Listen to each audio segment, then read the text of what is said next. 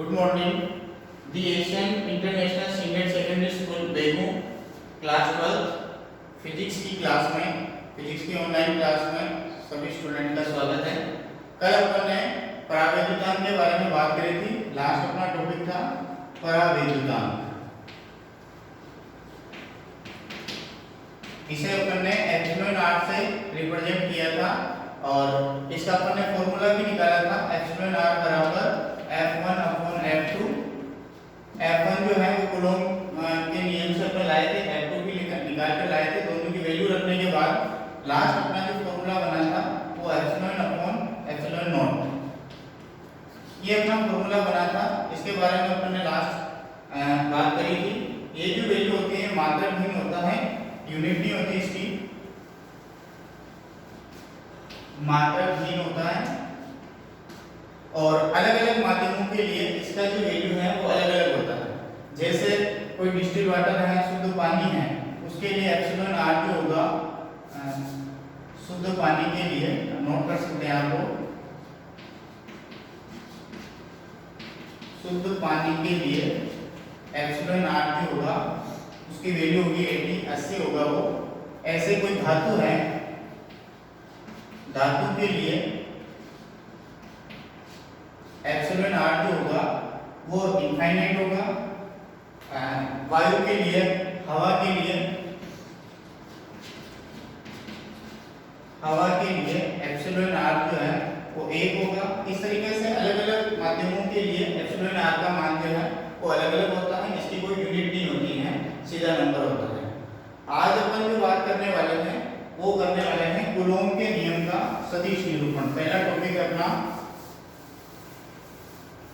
Coulomb के नियम का सदिश निरूपण। कल अपन ने बात करी थी कूलॉम का नियम। कूलॉम ने बताया ऐसा कि जब दो आवेश होते हैं, स्थिर आवेश, अपन ने बात करी थी Q1 आवेश लिया था, एक लिया था Q2 आवेश, जो दोनों जो है r दूरी पर स्थित थे, दोनों स्थिर थे। उनके बीच में लगने वाला जो बल था F, वो F इन दोनों आवेशों के गुणनफल के समानुपाती। दूसरा, इनके बीच की दूरी जो कि r है उस r के वर्ग के व्युत्क्रमानुपाती होता है, यानी कि F proportional to 1 upon r square. इन दोनों को अपन ने एक साथ देखा था तो अपना कूलॉम का नियम इस तरीके से बना था, F equals to k q1 q2 upon r square. ये अपना कूलॉम का नियम अपने को निकल कर आया था। ये परिमाण के रूप में था। जब इस परिमाण के साथ अपन दिशा की भी बात करते हैं, 11th क्लास में पढ़ा अपन ने सदिश राशियां, अदिश राशियां, तो इसको जब सदिश रूप में अपन देखते हैं तो इसके साथ दिशा की भी आवश्यकता होती है और वो अपन आज बात करने वाले हैं कूलॉम के नियम का सदिश निरूपण, यानी कि इसका सदिश के रूप में बात करना। आज का अपना पहला टॉपिक है कूलॉम के नियम का सदिश निरूपण, यानी कि परिमाण के साथ दिशा क्या होनी चाहिए, सदिश निरूपण। ये आज का अपना पहला टॉपिक है। इसके लिए अपन एक डायग्राम ड्रॉ करते हैं। ये अपना मूल बिंदु है, ये x एक्सिस है, ये y एक्सिस है। इस 2D में अपन दो आवेश लेते हैं, एक Q1 आवेश और दूसरा Q2 आवेश। इन दोनों आवेशों के बीच की जो दूरी होगी वो r12 दूरी होगी। जैसे पहला आवेश है, इस आवेश की मूल बिंदु से जो दूरी होगी उसको अपन r1 से डिनोट करें। सदिश की बात कर रहे हैं इसलिए सब जगह अपन वेक्टर लगाएंगे। दूसरा आवेश Q2 है, उसकी दूरी जो होगी वो r2 लेते हैं। Q1 आवेश की Q2 आवेश से दूरी r12 लिखा है, तो Q2 आवेश की Q1 से जो दूरी होगी उसको अपने को लिखना है r21। दोनों दूरी सेम है, तो लेंथ वही है, लेकिन लिखने का जो तरीका है वो बदलेगा। एक बार Q1 से Q2 के लिए, एक बार Q2 से Q1 के लिए। ये Q1 आवेश जब इस पर बल लगाएगा तो उसको लिखा जाएगा F21 और Q1 पर जो Q2 बल लगाएगा तो उसको लिखा जाएगा F12। वेक्टर लगाना है सब जगह क्योंकि अपन सदिश की बात कर रहे हैं। 2D में मैंने दो आवेश लिए जिनके बीच की दूरी r12 कहो या r21 कहो, यहाँ भी वेक्टर लगाना, जिनकी जो स्थिति है वो मूल बिंदु से r1 है और r2। ये डायग्राम के बारे में चर्चा कर ली अपन ने। अब अपन इसके सदिश निरूपण में पहला कूलॉम के नियम से लिखते हैं। कूलॉम के नियम से, कूलॉम के नियम से फर्स्ट पॉइंट लेते हैं, Q1 आवेश पर Q2 आवेश के कारण लगने वाला बल, वो कौन सा बल होगा? F12, वो निकालते हैं। Q1 आवेश पर Q2 आवेश द्वारा, Q2 आवेश द्वारा लगने वाला बल।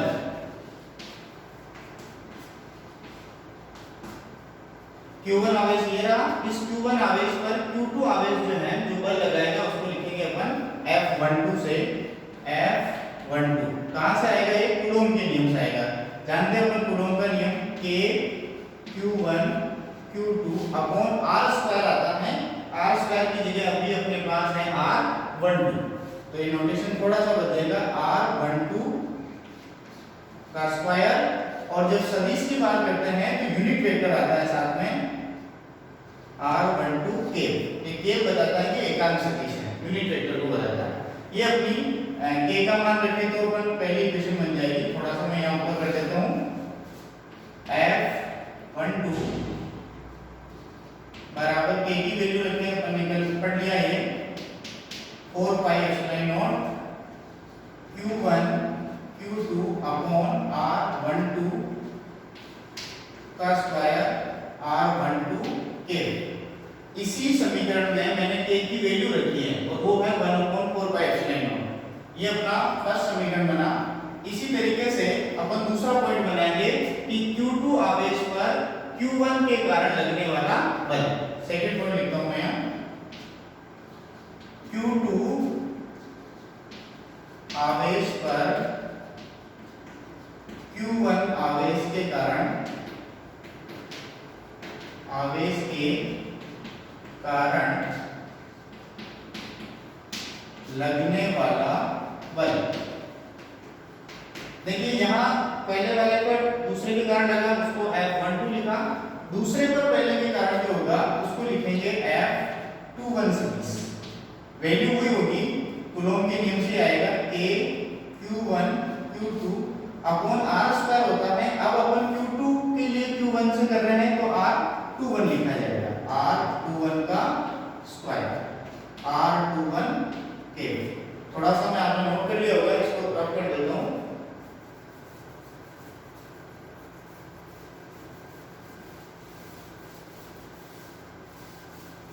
ये भी अपने कूलॉम के नियम से मिला, F21 K Q1 Q2 upon R21 का स्क्वायर R21 K, क्योंकि सदिश की बात कर रहे हैं। वही K की वैल्यू अपन यहाँ भी रखें तो 1/4 pi epsilon naught Q1 Q2 upon R21 सदिश का स्क्वायर R21 K।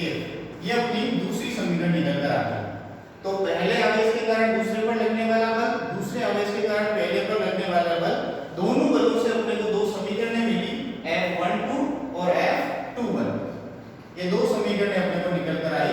जब इन दोनों समीकरणों को अपन एक साथ देखते हैं तो अपने को कुछ चीजें इसमें सेम मिलती हैं, जैसे 1/4 पाई एप्सिलॉन नॉट इसमें भी मिलेगा, इसमें भी मिलेगा, Q1 Q2 इसमें मिलेगा, इसमें भी मिलेगा, यहाँ R12 है और यहाँ R21 है। अपन डायग्राम में देखते हैं कि R12 दूरी जो है Q1 और Q2 के बीच की दूरी है, R21 दूरी जो है वो भी Q1 और Q2 के बीच की दूरी है, लेकिन एक बार इसके लिए इसका मान दिखाएगा और एक बार इसके लिए इसका मान दिखाएगा, यानी कि दोनों की दिशाएं जो होगी वो अपोजिट डायरेक्शन में होगी। तो यहाँ अपने कंडीशन डालेंगे, डायग्राम में नजर आ रहा है अपने को कि ये दोनों दूरियां जो है वो दोनों दूरियां एक ही हैं, लेकिन दिशाएं इनकी अलग अलग हैं। तो एक कंडीशन लगाएंगे, लेकिन R12 इक्वल है R21। अब लेकिन क्या दूरी है, एक बार इससे इसके लिए तो R12 है, इसके लिए इसका मान बताना है तो R21। तो इसकी दिशा जब अपन बात करते हैं तो फिजिक्स में किसी भी दिशा को अगर उल्टी दिशा में बताना है तो उसका ऋणात्मक चिन्ह लिखना पड़ता है। इसका मतलब ये मान जो है इसके इक्वल है, लेकिन माइनस का चिन्ह लगाएंगे। इसको इस तरीके से भी लिखा जा सकता है r21 सदिश जो है माइनस r12 सदिश के इक्वल होगा। ये दोनों कंडीशनें जो है इनमें से किसी एक का अपने को यहाँ इन दोनों में से किसी एक इक्वेशन में इनका काम में लेना है। जैसे मैं अभी अपने इस समीकरण 2 की बात करता हूँ तो r21 को लिख सकता हूँ, r21 की जगह लिख सकता हूँ माइनस r12। ये यहाँ समीकरण 2 में डालता हूँ। इसके बाद समीकरण 2 से ये जो कंडीशन है r21 उसकी जगह माइनस का r12 जो लिख सकते हैं वो समीकरण 2 में मैं रिप्लेस कर देता हूँ।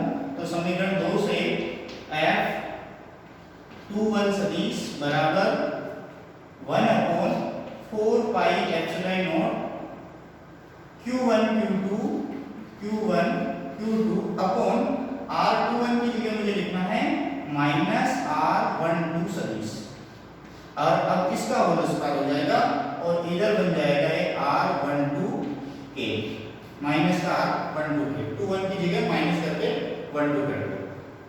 ये अपना परिवर्तन हो गया। ये परिवर्तन करने के बाद क्या नजर आएगा, थोड़ा मुझे रब करना है, डायग्राम अब काम नहीं आएगा, इसको कर देता हूँ। ये कंडीशन भी आपने नोट कर ली होगी, इसको भी अपने काम में ले लिया। अब अपने पास ये समीकरण और दूसरी अपनी पहली समीकरण, इसमें थोड़ा सा अपन बदल करते हैं। माइनस जो है स्क्वायर होने के कारण प्लस हो जाता है और ये वाला माइनस जो है इसको अपन बाहर लेकर आते हैं। तो ये जो अपना समीकरण है ये बदलकर इस तरीके से अपने को नजर आएगा f21 सदिश equal to 1/4 pi epsilon naught q1 q2 upon यहाँ माइनस जो है स्क्वायर होने के कारण पॉजिटिव हो जाएगा तो r12 का स्क्वायर, और यहाँ जो माइनस था उसको मैं बाहर निकाल दूंगा, इसको r12 के कर ये जो माइनस है इसको मैंने यहाँ माइनस निकाल दिया, ये अंदर जो था इसको मैंने बाहर निकाल दिया। ये अपना नया समीकरण बन गया। 1 2 तो पहले था, इसको समीकरण 3 कह देते हैं। अब अपन देखते हैं समीकरण 1 और 3 को। 2 को तो अपन ने रिप्लेस करके 3 बना दिया। अब 1 और 3 को जब एक साथ देखते हैं तो अपने को कई चीजें सेम मिलेगी। 1/4 पाई एप्सिलॉन नॉट यहाँ भी मिलेगा, q1 q2 यहाँ भी मिलेगा, नीचे r12 का स्क्वायर मिलेगा, r12 कैप में और यहाँ r12 कैप, यानी कि पूरा का पूरा पद जो है यहाँ जो है होगा वो यहाँ पर है। यहाँ अलग से क्या है, यहाँ अलग से केवल माइनस लगा हुआ है। इसका मतलब क्या है, केवल माइनस का अंतर आ रहा है, यानी कि f21 सदिश जो है उसको अपन माइनस f12 सदिश के रूप में लिख सकते हैं। कि अब कैसे देखा, समीकरण 1 और 3 से, यहाँ ये भी लिख सकते हैं समीकरण 1 व 3 से।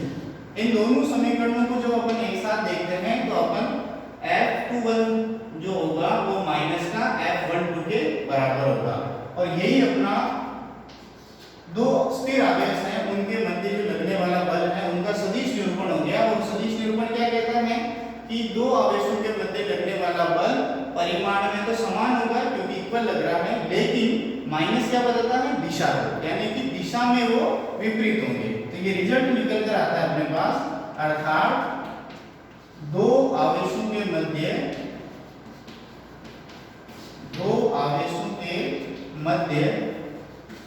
लगने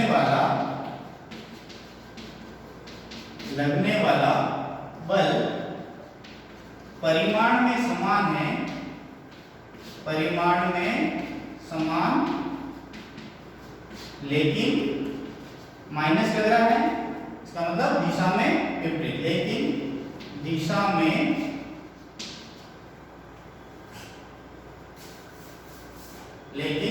में विपरीत होता है। तो इस तरीके से अपन ने कूलॉम के नियम का सदिश निरूपण किया है।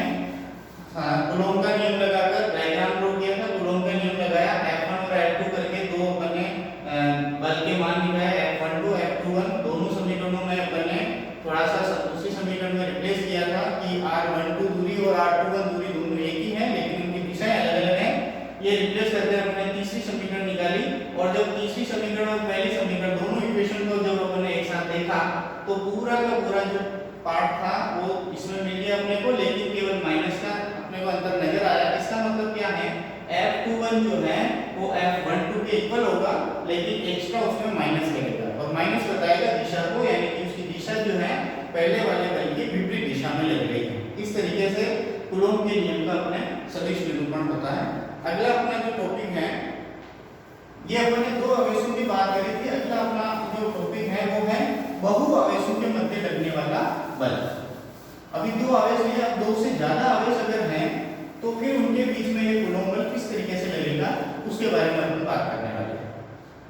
अगला टॉपिक है बहु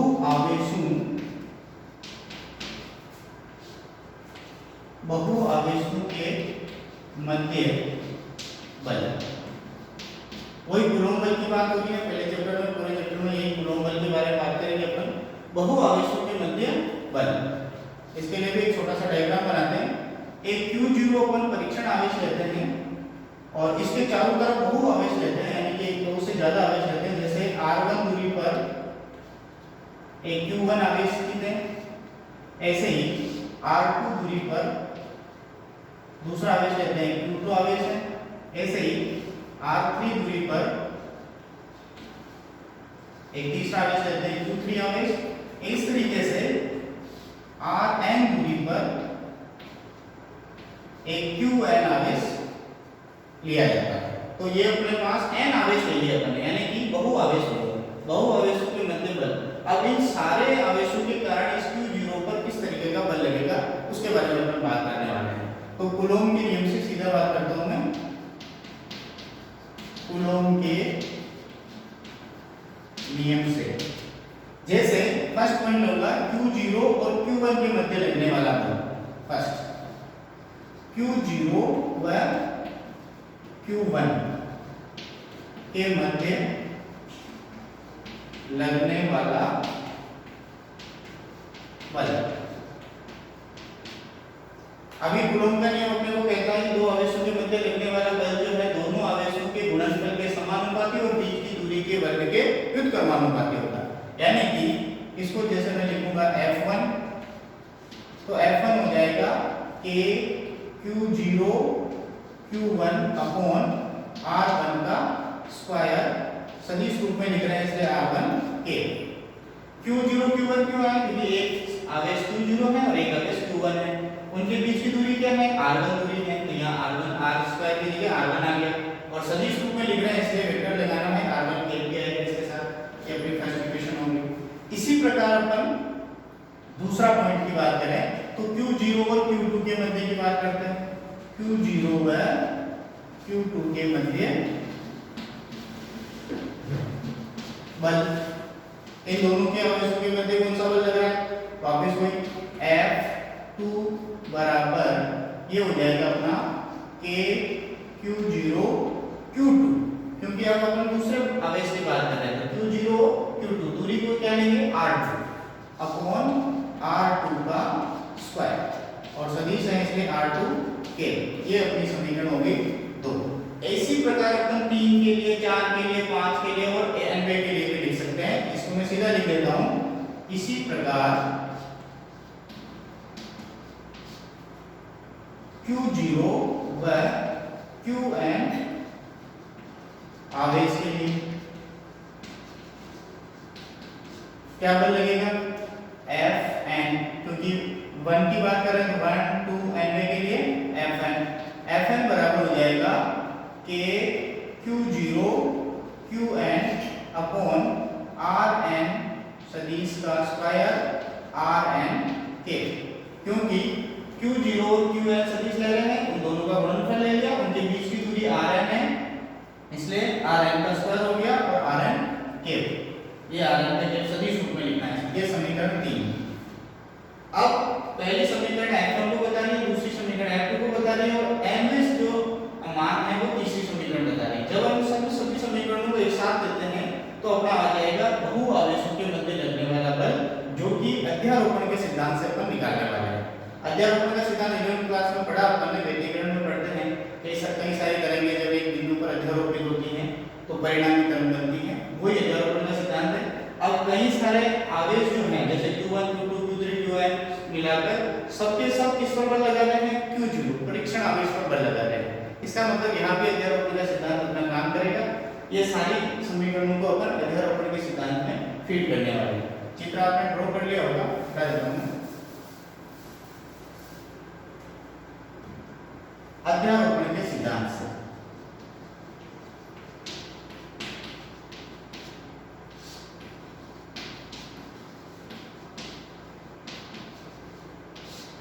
अध्यारोपण के सिद्धांत से अब यहाँ बल लग रहे हैं, इसलिए बलों के लिए क्या लिखेंगे, तो परिणामी बल का मान जो होगा वो उस पर परीक्षण आवेश Q0 पर लगने वाले सभी बलों का सदिश योग के मान के बराबर होगा। यानी कि इसको मैं सूत्र रूप में लिखूं तो जो परिणामी बल होगा वो F होगा, उसका मान क्या होगा, F1 plus F2 plus F3 plus ऐसे करके डेस्टिनेशन लास्ट कौन सा था, Fn। यानी कि इन सभी अलग अलग बलों के सदिश योग के बराबर जो होगा वो परिणामी बल का मान होगा, जो किस पर लगेगा, परीक्षण आवेश Q0 पर लगेगा। इन सभी की वैल्यू अपने पास इन समीकरणों में मिलेगी। इन सभी समीकरणों के द्वारा अपन इसमें वैल्यू रख देते हैं। जैसे F1 का मान समीकरण कुछ बता रहा है, क्या है, K Q0 Q1 upon R1 का स्क्वायर, R1 K। दूसरा F2 दूसरी समीकरण बता रहा है, ये Rama plus K Q0 Q2 K Q0 Q2 upon R2 सदिश का स्क्वायर R2 K। ये दूसरा समीकरण हो गया, ये आपने नोट कर रखा होगा, इसको हटा देता हूं, इनका अपन भी कर लिया। लास्ट अपना क्या रहता है, जैसे n1 इधर का ऐसे 3 भी कर सकते हैं अपन, या R3 आ जाएगा या R3 के आ जाएगा, ऐसे 4 5 6 ऐसे अपन n1 पद लिखते हैं तो डैश डैश डैश लास्ट अपन n1 पद की बात करता हूं, यानी Fn का मान लिखता हूं K Q0 Qn upon Rn सदिश का स्क्वायर Rn K। ये किसका मान हो गया, Fn का मान हो गया। ये सारे मान अपन ने इस अध्यारोपण के सिद्धांत में रख दिए। ये सब मान रखने के बाद अपन इस पद को देखते हैं तो इस पद में KQ0 KQ0 KQ0 यानी कि सभी में कॉमन आता है, ये कांस्टेंट है, इसको अपन बाहर ले लेते हैं KQ0। बचा हुआ क्या है, पहले पद में KQ0 अगर कॉमन आ गया तो ऊपर आ रहा है अपने पास Q1 अपॉन R1 सदिश का स्क्वायर R1 K। दूसरे पद की बात करें, KQ0 बाहर चला गया, कॉमन चला गया, बचा क्या, Q2 अपॉन R2 सदिश का स्क्वायर R2 K प्लस ऐसे ही n पद की बात करें कि Q0 कॉमन चला गया, क्या रहा है, Qn अपॉन Rn सदिश का स्क्वायर Rn K।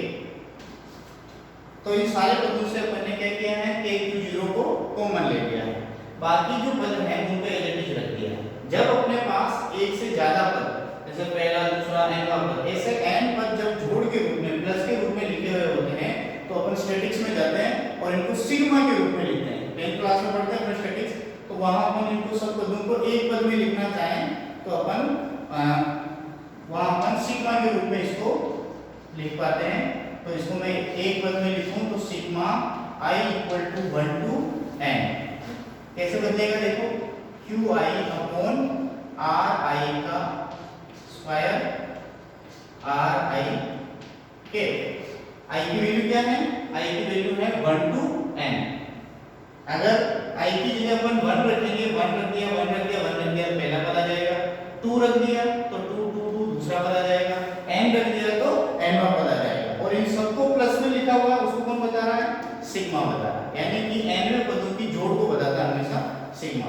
ये अपने को मिला है F, जो कि क्या है, बहु आवेशों के मध्य लगने वाला बल है KQ0 sigma i equal to 1 to n Qi upon Ri का स्क्वायर Ri का K।